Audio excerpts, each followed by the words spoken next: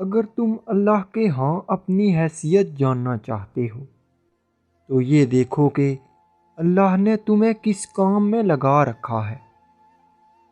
اختلاف کا حل ڈھونڈا جا سکتا ہے لیکن حسد اور بغض کا نہیں۔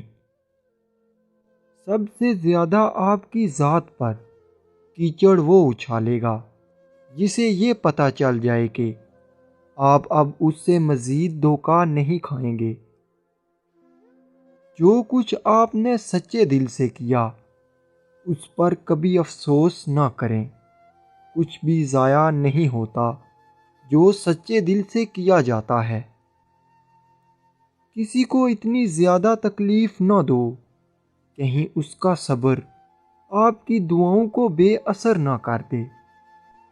انسان جتنا کسی چیز کی چاہ رکھتا ہے اتنا ہی اس پر آزمایا جاتا ہے۔